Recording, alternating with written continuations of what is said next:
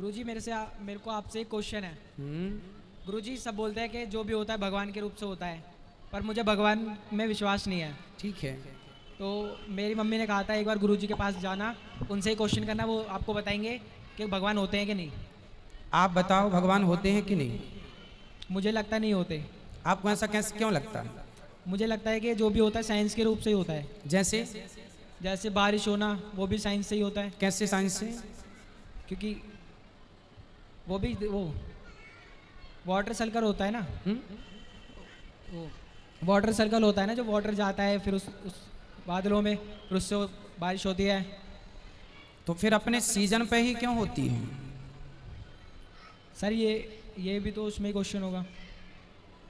देखो आप ठीक कह रहे हैं, हर चीज में साइंस है। यस। पर ये बताओ कि समुद्र के अंदर द्वारिका मिली है भगवान श्री कृष्ण की, उसमें क्या साइंस है? वैज्ञानिकों ने तो बनाया नहीं होगा पानी के अंदर। गुरुजी मेरे को पता नहीं है अभी कि मिली है द्वारका उसमें। आप गूगल पर यूट्यूब पर देखिए, 3-4 साल पहले भारत के वैज्ञानिकों ने समुद्र के अंदर एक नगरी पाई। बड़े बड़े वैज्ञानिकों ने रिसर्च किया तो पता चला कि ये नगरी वही 5,500 साल पुरानी है। ये मैं नहीं बोलता, साइंस दावा करता है। तो साइंस दावा कर रहा है कि ये नगरी 5,500 साल पुरानी है। साइंस में तो यही पढ़ाया जाता है कि मोहनजोदड़ो हड़प्पा संस्कृति के पहले कुछ नहीं था। 2000 साल पुरानी घटना है मोहनजोदड़ो हड़प्पा संस्कृति की। तो फिर पानी के अंदर द्वारिका का मिलना इस बात के सबूत है कि साइंस केवल 2000 पुरानी बात जानती है और हमारे शास्त्र हजारों साल पुरानी बात जानते हैं।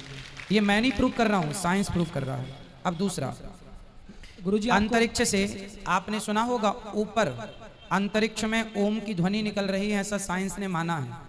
आपने पढ़ा है साइंस का ये? नहीं गुरुजी। आप गूगल करके देखिए मेरी हर बात को, गूगल पे आपको सब मिलेगी। नासा के साइंटिस्टों ने, रसिया के साइंटिस्टों ने और भारत के साइंटिस्टों ने, सबने मिल करके जब दुनिया में ऊपर पृथ्वी ब्रह्मांड में ऊपर एक यंत्र लगाया कि ब्रह्मांड में ध्वनि कौन सी है, क्या गूंज रहा है, तो पता चला ओम गूंज रहा है, ओम। और ओम हमारे वेदों का पहला अक्षर है, प्रणव है ना, इसलिए ओम। तो ये सिद्ध हो गया कि जो हम पढ़ रहे हैं ओम, ये ब्रह्मांड में भी गूंज रहा है। ऐसा मैं नहीं साबित करता, साइंस। जैसे राम सेतु मानव निर्मित है, नासा के साइंटिस्टों ने प्लस भारत के वैज्ञानिकों ने 10 साल तक रिसर्च की इस पर। कितने साल तक? 10 साल तक। 10 साल तक रिसर्च करने के बाद आखिर नासा को कहना पड़ा कि ये मानव निर्मित है। तो आज जो अवशेष है हमारे देश में भगवान श्री राम के द्वारा निर्मित जो राम सेतु है, तो उससे ये सिद्ध होता है कि ये राम सेतु हमारे पुराणों में इसका उल्लेख है, और केवल लिखा नहीं है पुराणों में, उसका सबूत है राम सेतु। तो जब राम सेतु है तो फिर राम के भी होने की सत्यता मालूम होगी कि जब राम का सेतु मिल गया तो राम भी है। तो साइंस भी तो प्रूव कर रहा है। आप बद्रीनाथ जाइए, केदारनाथ जाइए, बद्रीनाथ में पूरा बर्फ का माहौल रहता है, सुना आपने? बद्रीनाथ जी में पूरा बर्फ का माहौल, पूरा पहाड़ों में क्या होता है? बर्फ होता है। पर वहाँ बद्रीनाथ जी के मंदिर के ठीक सामने एक कुंड है, उस कुंड में गर्म पानी आता है। कहाँ से आता है आज तक किसी वैज्ञानिक को नहीं पता, जबकि चारों तरफ बर्फ है। वहाँ की नदी भी जो है बिल्कुल बर्फ जैसी ठंडी है, लेकिन वहाँ गर्म पानी इसलिए है कि भगवान को पता था कि भक्त लोग यहाँ आएंगे और यहाँ भगवान का भजन करेंगे, सर्दियों में ठिठुरेंगे, तो उनको कोई गर्म पानी, तो प्राकृतिक गर्म पानी है, किसी ने किया नहीं। आप कभी जाएंगे तो ये साइंस आपको मिल जाएगा। तो आखिर हमारे जो सनातन धर्म में ये ठंडियों की जगह गर्म पानी मिलना, राम सेतु का मिलना, द्वारिका का मिलना, भगवान श्री कृष्ण ने 5,500 साल पहले महाभारत के युद्ध में वो अर्जुन का रथ चलाए थे, आप मानते हैं? कुरुक्षेत्र में पुरातत्व विभाग ने जब खुदाई की तो आज भी अवशेष मिल रहे हैं महाभारत के। तो इन अवशेषों के मिलने से क्या सिद्ध हो रहा है कि भगवान कोई कल्पना नहीं है, भगवान प्रत्यक्ष थे। कितने सबूत मिल चुके हैं। अब फिर भी कोई कहे कि मैं ईश्वर को नहीं मानता, तो फिर मेरा सवाल आपसे है कि यदि आप ईश्वर को नहीं मानते तो नहीं मानने में बताइए आपका फायदा क्या है? कुछ फायदा नहीं है। और यदि आप मानेंगे तो नुकसान क्या है? नुकसान भी कुछ नहीं है। फिर जब फायदा भी कुछ नहीं, नुकसान भी कुछ नहीं, तो मान लो आपके पिताजी का नाम बताओ क्या है? पप्पू सिंह। पप्पू सिंह, वो आपके पिताजी हैं, आपके पास क्या सबूत है?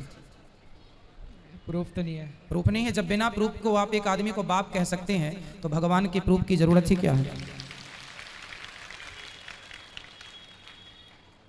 धन्यवाद गुरुजी। खुश रहिए। आप मानेंगे भगवान को या नहीं? हाँ मानूंगा। क्यों मानेंगे? मैंने कहा इसलिए नहीं, आपके दिल से, आप दिल से फील कीजिए, आप दिल से हमारी गीता को पढ़िए, आप दिल से रामचरितमानस को पढ़ो। बेटा क्या नाम है आपका? कुणाल। कुणाल, बेटा ऐसा है, आप अच्छे हैं। आज तक किसी मुसलमान ने ये नहीं कहा कि मैं बाइबल को नहीं मानता हूँ।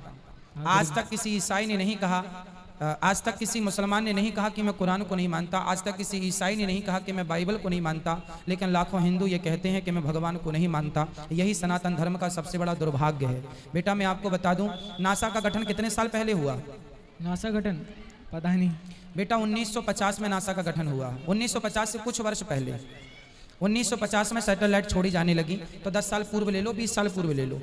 उसके पहले आप ये बताइए, सूर्य ग्रहण कब पड़ता है? ये कौन बताता है? सूर्य ग्रहण किस तारीख को कितने बज के कितने मिनट पे पड़ेगा, कौन बताता है?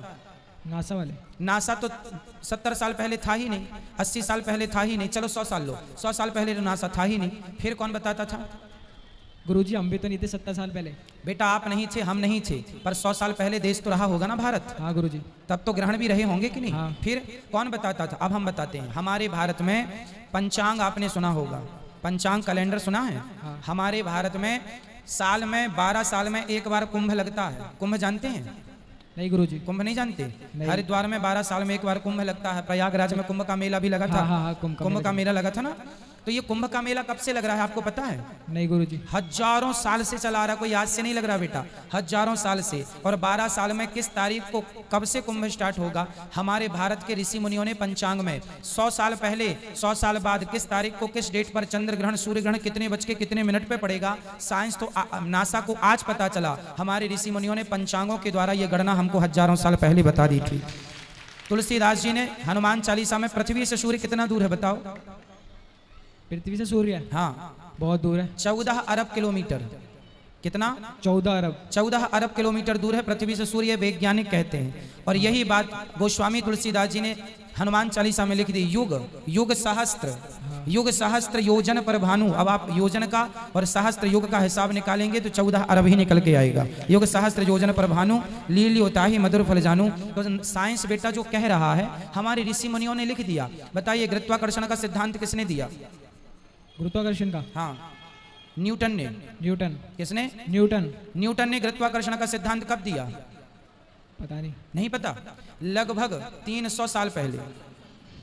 लेकिन आप आश्चर्य मानेंगे कि न्यूटन के पहले हजारों साल पहले हमारे महर्षि कणाद हुए हैं, उन्होंने गुरुत्वाकर्षण का सिद्धांत दिया है। महाभारत में आपने सुना होगा रावण के पास कुछ अमर सेना थी और भगवान श्री कृष्ण की जो सेना थी ना वो भी अमर थी, जो कौरवों के पक्ष में लड़ रही थी, जिसका नाम था नारायणी सेना।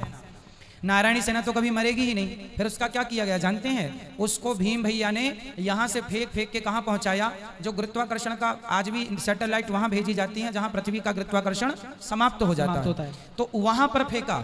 तो पता था ना कि कितनी दूरी से गुरुत्वाकर्षण समाप्त हो रहा है। हाँ। तो महाभारत में, रामायण में ये सारी चीजें का उल्लेख है। महाभारत में ये तक लिखा हुआ है कि उस जमाने में भी बंदूकें चलती थी, उस जमाने में भी तोपें चलती थी, ब्रह्मास्त्र जैसी मिसाइलें उस जमाने में भी थी। तो आज का साइंस और तब का साइंस बेटा बहुत सारी बातें हो सकती हैं इसमें।